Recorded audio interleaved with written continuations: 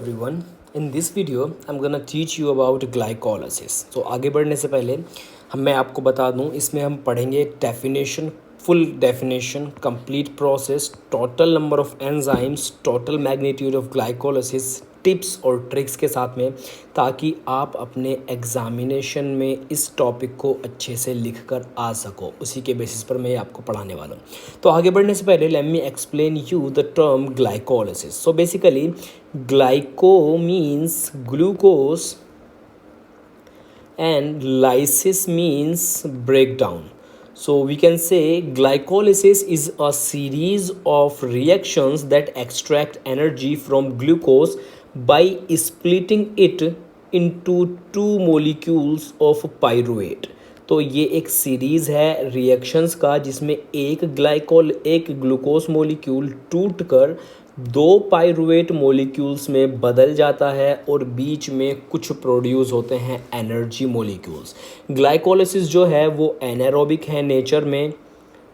तो ऐसे बहुत सारे ऑर्गेनिजम्स हैं जो ऑक्सीजन को यूज़ नहीं करते, जिनमें ग्लाइकोलिसिस पाया जाता है, और इसको एंशियंट मेटाबॉलिक पाथवे भी कहते हैं, meaning that it evolved long ago and it is found in great majority of organisms alive today. तो ये हो गया। Now let's talk about few other things, but before moving ahead in this video let me explain you about a important point. अगर आप Unacademy का कोई भी subscription लेना चाहते हैं और आपको चाहिए 20% का डिस्काउंट, तो आप कोड यूज़ कीजिए CHALK10 और आपको मेरा कॉन्टैक्ट डिटेल्स इस वीडियो के डिस्क्रिप्शन में मिल जाएंगे। कोई भी क्वेरीज़ रहेंगी तो वहाँ जाकर मुझसे कॉन्टैक्ट कीजिए। चलिए अब इसका फुल प्रोसेस के बारे में जान लेते हैं एक बार। ग्लाइकोलिसिस में टोटल 10 स्टेप्स होते हैं। मैं थोड़ा सा समरी बताता हूँ, फिर डिटेल में आगे चलेंगे। टोटल 10 स्टेप्स होते हैं, टोटल 10 एंजाइम्स होते हैं। इसमें दो फेजेस में डिवाइड किया गया है इन 10 स्टेप्स को। एक को कहते हैं एनर्जी रिक्वायरिंग फेज़, दूसरे फेज़ को बोलते हैं एनर्जी रिलीजिंग फेज़। तो ये बहुत सिंपल है। अब इसमें 10 एंजाइम्स कौन कौन से हैं, 10 स्टेप्स कौन कौन से हैं, मैं ये आपको बताऊंगा एक ट्रिक में, ताकि आपको ये इजीली याद हो जाए और आप अपने एग्ज़ाम में इसमें अच्छे से लिख के आ सकें। हम डिटेल में भी बात करते हैं सभी हर एक स्टेप के बारे में। चलिए अब आगे चलते हैं। हमारे पास में ग्लाइकोलिसिस को याद करने की एक बहुत अमेजिंग सी ट्रिक है, और इस ट्रिक में हमने एक सेंटेंस लिखा है, basically good girlfriend fill glass daily, buy 3 peg and 2 peg and play ping and Pong. So basically इस सेंटेंस को आप इजीली याद रख सकते हो, और इनका जो फर्स्ट अल्फ़ाबेट है उससे आप इन कंपाउंड का नाम भी याद रख सकते हो। अभी मैं आगे एक्सप्लेन भी करूँगा कि आपको ये नाम कैसे और ज़्यादा याद होंगे, बट पहले देख लीजिए। गुड का जी फॉर ग्लूकोज, गर्ल का G for glucose 6 phosphate, after that friend का एफ फ्रक्टोज 6 फॉस्फेट, फिल का F fructose 1,6 bis phosphate, glass का जी ग्लाइसरल्डिहाइड 3 फॉस्फेट, डेली का D dihydroxy acetone phosphate, buy का बी 1,3 बिस फॉस्फोग्लाइसरेट, 3 पैग का basically इसको तो आप सिंपल याद रख सकते हो, पीजी होता ही फॉस्फोग्लाइसरेट है, तो 3 फॉस्फोग्लाइसरेट इसकी शॉर्ट फॉर्म ऐसे ही लिखी जाती है। Same goes with 2 PG means 2 phosphoglycerate, play का P phosphoenol pyruvate, ping pong का पी पाइरुवेट एंड लूडो का एल लैक्टेट। सो बेसिकली ये पूरा का पूरा ग्लाइकोलिसिस, इसके जो कंपाउंड्स थे ये आपको इस एक ट्रिक के ज़रिए याद हो जाएंगे। याद इसलिए रखने हैं ताकि आप इसका सीक्वेंस भूल ना जाएं। नाउ अब हम बात करते हैं थोड़ा सा डिटेल में कि कौन सा ग्लूकोज मॉलिक्यूल कैसे टूटता है, कौन सा नया कंपाउंड कहाँ पर कैसे बनता है। तो उसके लिए हमें जाना पड़ेगा इस वाले स्टेप पर। और यहाँ पर शुरू करने से पहले आप लोगों को अगेन एक चीज़ बता दूँ, अगर आप अनअकैडमी का सब्सक्रिप्शन लेना चाहते हो किसी भी सब्जेक्ट का और आपको चाहिए पूरा 20% का डिस्काउंट, तो कोड यूज़ करना CHALK 10। और आप जैसे ही इस कोड को यूज़ करोगे, आप मेरे कॉन्टैक्ट डिटेल्स इस वीडियो के डिस्क्रिप्शन में हैं, कोई क्वेरीज़ होंगी, डाउट्स होंगे तो मुझसे आप कॉन्टैक्ट कर सकते हैं। चलिए अब हम चलते हैं हमारा मेन जो ग्लाइकोलिसिस का प्रोसेस है उसमें। सो बेसिकली मैंने बताया था आपको 2 स्टेप्स हैं ग्लाइकोलिसिस में, 2 फेजेस हैं। एक फ़ेज़ जो है उसको बोलते हैं हम एनर्जी रिक्वायरिंग फेज़, और जो सेकंड है उसको बोलते हैं हम एनर्जी रिलीजिंग फेज़। तो जो पहला 5 स्टेजेस होती हैं, जो पहले 5 स्टेप होते हैं, वो आते हैं एनर्जी रिक्वायरिंग फेज़ में। And as you can see here, यहाँ पर आप देखेंगे step 1, step 2, step 3, step 4, step 5 तक हैं। और ये जो 5 स्टेप हैं बेसिकली ये एनर्जी रिक्वायरिंग फेज़ के 5 स्टेप हैं। Okay, so now let me explain all these 5 steps. सबसे पहले शुरू करते हैं हम पहले मॉलिक्यूल के साथ में। As you can see here, this is the first molecule of glucose. Glucose क्या है? ग्लूकोज एक 6 कार्बन कंपाउंड है जिसका एम्पेरिकल फॉर्मूला इस तरह से है C6H12O6, जिसमें कार्बन की संख्या कितनी है? 6 है। और ये क्या होगा? अल्टीमेटली 2 ऐसे मॉलिक्यूल में टूट जाएगा जिसमें कार्बन 3 होंगे। अब 6 कार्बन है, अगर बीच में से तोड़ेंगे तो 3 ही आएंगे एक के ऊपर। तो यहाँ से प्रोसेस शुरू होती है ग्लूकोज से। ग्लूकोज का सिंपल सा रिंग चेन स्ट्रक्चर ऐसा दिया हुआ है जैसे यहाँ पर आपको होता है। इसका रिंग चेन स्ट्रक्चर के ऊपर और भी मेरे वीडियोज़ हैं, वो जाकर देख सकते हैं। तो जो पहला स्टेप है बेसिकली, इसमें क्या होता है मैं आपको एक सिंपल सा कंसेप्ट बताऊं। जहाँ पर फॉस्फेट जहाँ पर ऐड होगा जिस मॉलिक्यूल में, तो यानी कि इसमें क्या होगा? एनर्जी यूज़ होगी। अगर फॉस्फेट कहीं पर ऐड हो रहा है तो एनर्जी यूज़ होगी, और अगर कहीं पर फॉस्फेट बाहर निकल रहा है तो वहाँ पर क्या होगा? एनर्जी रिलीज़ होगी। ये सिंपल सा कॉन्सेप्ट आप याद रखेंगे, कभी भी देखकर बता देंगे। ऐड फॉस्फेट जहाँ पर ऐड हो रहा है बेसिकली वहाँ पर क्या होगा? एनर्जी यूज़ होगी, और जहाँ फॉस्फेट बाहर निकलेगा वहाँ एनर्जी निकलेगी। तो जो फर्स्ट स्टेप है, जब हम उसमें ध्यान से देखेंगे तो वहाँ पर क्या होता है? यहाँ पर एक ATP यूज़ हो रहा है, और ये किस में कन्वर्ट हो जाएगा? ADP में। यानी कि एक फॉस्फेट जो था वो ATP का एक फॉस्फेट जुड़ गया ग्लूकोज में आकर, और जब ये ग्लूकोज में जुड़ गया तो एक नया जो है मॉलिक्यूल बना हमारे पास में बेसिकली, जिसको नाम दिया गया ग्लूकोज 6 फॉस्फेट। और ये जो एक फॉस्फेट ग्रुप था बेसिकली ये जुड़ा था कार्बन, छठे कार्बन पर ये जुड़ा था। As you can see here, यहाँ पर ये लाल लाल में जो आपको दिख रहा है PO4, ये फॉस्फेट मॉलिक्यूल है और ये 6 नंबर के कार्बन से जुड़ गया, इसीलिए इस मॉलिक्यूल का नाम पड़ा ग्लूकोज 6 फॉस्फेट। तो पहला जो स्टेप था यहाँ पर एक ATP खर्च हो गया। Now let's talk about second step. इसमें क्या होगा? बेसिकली ग्लूकोज और फ्रक्टोज बोलें या ग्लूकोज बोलें, वो एक दूसरे के क्या हैं? आइसोमर हैं, यानी कि ऑलमोस्ट जिनका इनका सेम फार्मूला होगा, स्ट्रक्चर डिफरेंट होगा। तो इस कंडीशन में इसको हम क्या बोलेंगे? बेसिकली इसका ये मतलब है सिंपल सा कि ग्लूकोज 6 फॉस्फेट जो था वो आइसोमर बनाएगा और कन्वर्ट हो जाएगा किसमें? फ्रक्टोज 6 फॉस्फेट में। और इस स्टेप में कोई भी ATP यूज़ नहीं होगा, ना ही कोई ATP निकलेगा। मैंने पहले ही कहा था ये क्या है? एनर्जी रिक्वायरिंग फेज़ है, यानी कि इसमें एनर्जी ख़त्म होगी, इसमें एनर्जी यूज़ होगी, या इसको हम और क्या बोलते हैं? इन्वेस्टमेंट फेज़ भी बोलते हैं। तो सिंपल सा कॉन्सेप्ट ये हो गया। जो सेकंड स्टेप है वो उसमें एक आइसोमर बन रहा है ग्लूकोज का आइसोमर फ्रक्टोज होता है। फॉस्फेट की पोजीशन सेम रहेगी, as you can see here यहाँ पर, तो फ्रक्टोज 6 फॉस्फेट बन गया। थर्ड स्टेप की अगर हम बात करें तो थर्ड स्टेप में फिर क्या होगा? एक और ATP से एक फॉस्फेट फिर से आएगा, और यहाँ पर छठे कार्बन पर एक पहले से फॉस्फेट प्रेजेंट था।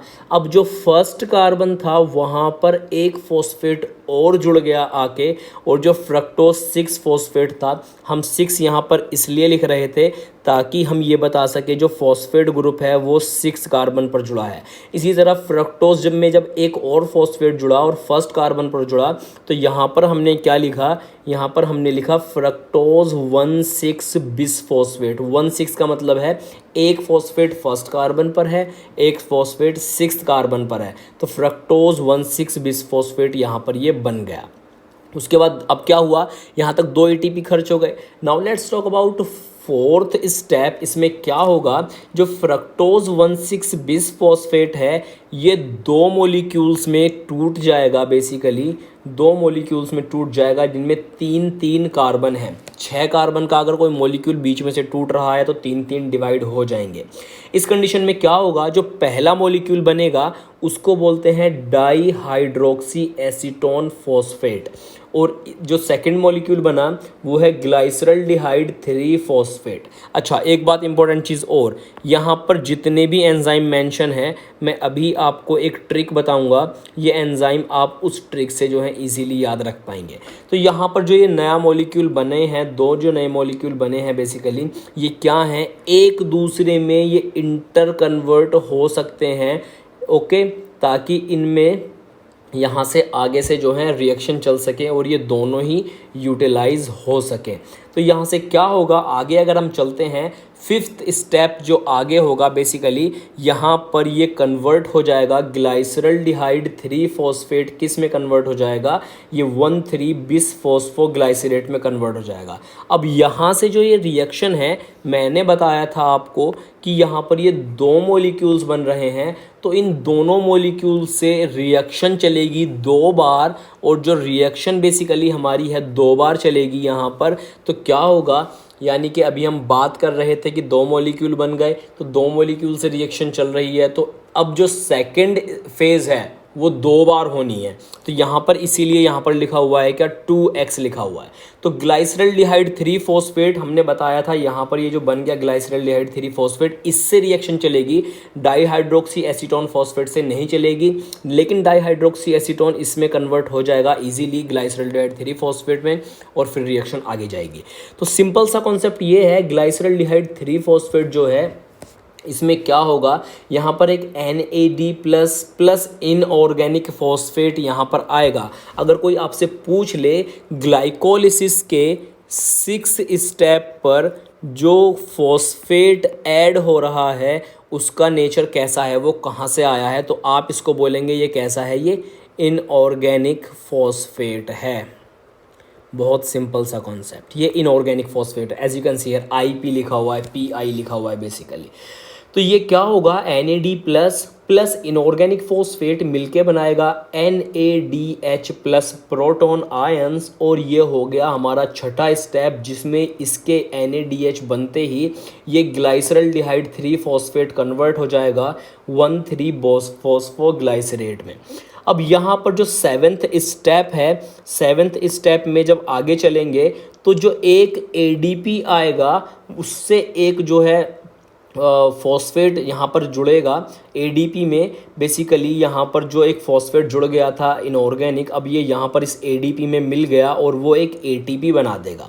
सो 7th स्टेप में एक ATP बन रहा है, जैसे ही एक ADP में जुड़ के ATP बनाएगा, ये जो 1,3 बिसफॉस्फोग्लाइसरेट था इसमें सिर्फ एक फॉस्फेट रह गया, इसको बोलेंगे 3 फॉस्फोग्लाइसरेट। तीसरे कार्बन पर एक रह गया, जो पहले कार्बन पर था वो किस में चला गया, ATP में चला गया। अब यहाँ पर 3 फॉस्फोग्लाइसरेट जो है, जब 8वें स्टेप की अगर हम बात करें, ये यहाँ पर जो कार्बन नंबर की पोजीशन थी बेसिकली फॉस्फेट की, जिस कार्बन पर वो प्रेजेंट था वो अपनी पोजीशन चेंज करेगा और वो किस में चला जाएगा, 2 फॉस्फोग्लाइसरेट पे चला जाएगा। यानी कि जो कार्बन नंबर 3 पर प्रेजेंट था ये फॉस्फेट ग्रुप, ये कार्बन नंबर 2 पे शिफ्ट हो जाएगा। सिंपल है ये। उसके बाद में ये इस कहलाएगा 2 फॉस्फोग्लाइसरेट। अब यहाँ से क्या होगा, यहाँ से आगे जब रिएक्शन चलती है 9th स्टेप, इसमें एक वाटर मॉलिक्यूल निकल जाता है और यहाँ से जो इसकी पोजीशन थी अब ये कन्वर्ट हो गई किस पे, ये हो जाएगा कहलाएगा PEP फॉस्फोइनोल पायरुवेट, ये जो मॉलिक्यूल है कहलाता है। अब यहाँ से जो 10th स्टेप है वहाँ पर एक ATP और बनेगा और ADP में जो अभी तक हमने कह रहे थे ना फॉस्फोइनोल, जब तक वर्ड फॉस्फो है इसका मतलब इसमें फॉस्फेट ग्रुप प्रेजेंट है as you can see here, और ये फॉस्फेट ग्रुप ADP के साथ मिलेगा और क्या बना देगा, ATP बना देगा और ATP बाहर निकल जाएगा और जो ये ग्लूकोज था हमारा फर्स्ट मॉलिक्यूल वो कन्वर्ट हो जाएगा फाइनली किसमें, पायरुवेट में। So this was the energy releasing phase. अब एक बार इसके ऊपर थोड़ा सा अगर हम नज़र डालें थोड़ा ध्यान से कि किस किस स्टेप पर थोड़ा सा क्या हुआ है, आप एक बार ध्यान दीजिएगा। मैं आपको बहुत सिंपल वे में बताऊं, स्टेप नंबर 7 पर एक ATP बना था, स्टेप नंबर 10 पर एक ATP बना है। तो अगर हम बात करें कि ये रिएक्शन 2 बार होती है तो कितने ATP हो गए टोटल, 4 ATP टोटल हो गए। और यहाँ पर कार्बन नंबर 6 पर एक NADH बन रहा है तो टोटल कितने हो गए, यहाँ पर टोटल 2 NADH हो गए। लेकिन हमने पढ़ा था, अब हम बात कर रहे हैं बेसिकली टोटल मैग्नीट्यूड की, मतलब कि इसमें कितना बन रहा है, कितना खर्च हो रहा है। तो टोटल 4 ATP बन गए हैं, टोटल 2 NADH बन गए हैं। लेकिन बात ये भी है कि जब हम पढ़ रहे थे एनर्जी रिक्वायरिंग फेज़ के बारे में तो यहाँ पर आप ध्यान देना एक बार, यहाँ पर 2 स्टेप ऐसे थे, स्टेप नंबर 1 और स्टेप नंबर बेसिकली 3, जिसमें कि ATP यूज़ हुआ था। लेकिन ये वाली जो रिएक्शन थी ये सिर्फ एक ही बार होती है, तो 2 ATP हमारे जो थे वो यूज़ हो गए एनर्जी रिक्वायरिंग फेज़ में। तो अगर हम टोटल मैग्नीट्यूड की बात करें तो हमें क्या मिला है, हमें सिर्फ और सिर्फ 2 ATP मिले हैं और क्या मिला है, 2 NADH मिले हैं। एक NADH होता है 3 ATP के बराबर, तो कह सकते हैं हम 6 ATP NADH भी जो हैं वो कन्वर्ट हो जाएंगे, लेकिन वो एक अलग कॉन्सेप्ट है। So this was all about glycolysis step number 1 से लेकर स्टेप नंबर 10 तक। अब मैं आपको बताता हूँ कि इसके एंजाइम्स आपको कैसे याद रखने हैं। तो अब देख लेते हैं ग्लाइकोलिसिस एंजाइम्स के बारे में एक ट्रिक के ज़रिए। बहुत ही इंपॉर्टेंट ट्रिक है और एक बार में सारे के सारे एंजाइम आपको याद हो जाने हैं। तो बेसिकली ये 2 ट्रिक मैं आपको बताने वाला हूँ, इनमें से कोई भी आप अप्लाई कर सकते हो। सबसे पहला तो यहाँ पर जो सेंटेंस लिखा हुआ है इसको आप याद कर सकते हो। सेंटेंस है Helen paints picture along the, basically training वैसे ही ले रखा है यहाँ पर सेंटेंस बनाने के लिए, along the training ground praying people enjoy paintings. Sentence है थोड़ा लंबा सा है, अगर आपको थोड़ा याद रखने में प्रॉब्लम हो रही है तो आप इसको नहीं भी याद रखेंगे, दूसरा वाला ट्रिक देख लेना। लेकिन सेंटेंस में क्या है, बेसिकली पहले अल्फ़ाबेट ही हर तरह से आपको याद रखने हैं। जितने भी ट्रिक्स होते हैं वो अल्फ़ाबेटिक के बेसिस पर ही होते हैं। पहले अल्फ़ाबेट याद रखने हैं, इसी से आपको ये जो है इसका पूरा याद हो जाएगा। हेक्सोकाइनेज, पायरुवेट काइनेज, इस तरह से। अगर आप जो हैं इस तरह से पूरा सेंटेंस जो है याद नहीं रख सकते तो आपको सिंपल मैं बताता हूँ, आप एक वर्ड लिख लीजिए। इनके जो पहले पहले अल्फ़ाबेट हैं उनको 5-10 बार जब आप अपने मुंह से बार बार उनको रिपीट करेंगे तो आपको वो पक्के से एकदम गारंटी के साथ पूरे पूरे रट जाएंगे। जैसे कि HPPATGPPE और P, तो 10 के 10 आप, अब जब 26 आप जो ABCD में 26 अल्फ़ाबेट होते हैं A से लेकर Z तक, जब आप उन्हें रट सकते हो तो क्या ये आप 10 अल्फ़ाबेट नहीं रट सकते? इनको रट लो। या फिर एक और इम्पॉर्टेंट चीज़ है, आप इनको अपना पासवर्ड सेट कर लो। आप इंस्टा का, फेसबुक का या जीमेल का या किसी भी चीज़ का अपने फ़ोन का पासवर्ड सेट कर लो और आप जब बार बार इसको डालोगे तो आपको ये याद हो जाएगा, परमानेंट मेमोरी में चला जाएगा। और इन्हीं के बेसिस पर जो हैं सारे के सारे एंजाइम्स के नाम हैं। नाम क्या क्या हैं वो मैं आपको गिनाता हूँ। सबसे पहला जो है वो है H और H4 है हेक्सोकाइनेस। दूसरा है P का मतलब है फॉस्फो ग्लूकोज आइसोमरेज। मैंने बताया था आइसोमर बनते हैं, आइसोमरेज। उसके बाद अगेन पी है, इसका मतलब है फोस्फो सेम रहेगा, ग्लूकोज की जगह यहाँ पर क्या आ जाएगा, फ्रक्टोज काइनेज। उसके बाद ए है, ए का क्या है, बेसिकली छोटा सा नाम है एल्डोलेज। उसके बाद में GLAP से DHAP जो आपका स्टेप था, दो इंटर कन्वर्टेबल जो थे, वहाँ पर जो एंजाइम है वो टी से नाम है ट्राइओज फॉस्फेट आइसोमरेज। वो जो दो एंजाइम थे वो एक दूसरे के आइसोमर थे, तभी एक दूसरे में कन्वर्ट हो पा रहे थे एक दूसरे में। ठीक है, नेक्स्ट जो है वो है आपका जी से, इसको बोलेंगे GLAP हाइड्रोजिनेज। कुछ कुछ और भी नाम दे देते हैं कई बार, वो भी आप याद रख सकते हैं। उसके बाद आगे है पी, और पी से आएगा आपका फोस्फो ग्लाइसरेट काइनेज। उसके बाद नेक्स्ट है पी, फिर से आएगा फोस्फो ग्लाइसरेट म्यूटेज। उसके बाद है ई से आएगा इनोलेज। उसके बाद है पी लास्ट में, और पी से क्या आएगा, पाइरुवेट काइनेज। राइटिंग पे मत जाना, कंटेंट पे फोकस करना। So this was all about glycolysis. Video पसंद आया हो तो लाइक कर देना, चैनल को सब्सक्राइब कर लेना और अपने दोस्तों को ज़रूर शेयर कर देना। चलिए आगे और भी इसी तरह के वीडियोस आपके लिए लाते रहेंगे। Thank you so much for watching this video.